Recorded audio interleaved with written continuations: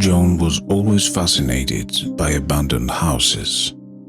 There was something about the mystery and the unknown that drew him in, and he couldn't resist the urge to explore them. So when he heard about an old dilapidated house on the outskirts of the town that had been abandoned for decades, he knew he had to check it out.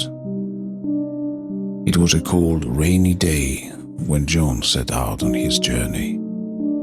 He packed a flashlight, a camera, and a few other supplies, and set off on foot. The house was located about a mile from the nearest road, and as he trudged through the muddy fields, Jordan couldn't help but feel a sense of excitement building inside of him.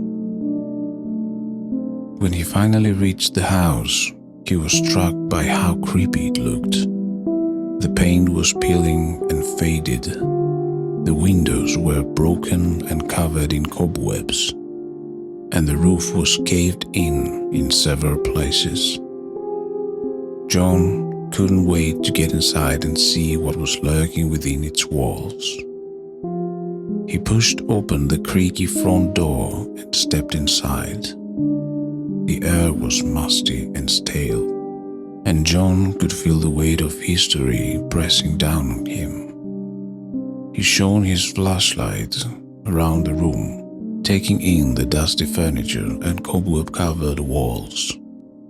As he made his way through the house, John couldn't shake the feeling that he was being watched. He kept turning around, expecting to see someone or something lurking in the shadows, but there was nothing there. Finally, John came to a room at the back of the house. It was much smaller than the other rooms, and it was filled with boxes and old clothes. John was about to turn around and leave when he noticed a strange shape in the corner of the room. He walked over to investigate, and as he drew closer, he realized that it was something otherworldly. It was a creature about the size of a very large dog, with writhing tentacles and a mouth full of razor-sharp teeth.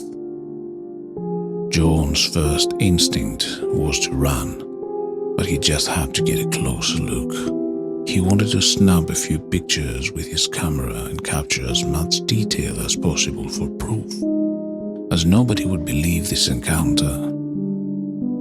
As he moved closer to the monster, it seemed to sense his presence, began to thrash about wildly, its tentacles lashing out in all directions. John knew he had to get out of there fast. He turned and ran, but as he reached the door, one of the tentacles snaked out and wrapped itself around his leg. John let out a cry of pain as the monster started to drag him back towards its lair. He fought with all his might, trying to pull free, but the tentacle was too strong.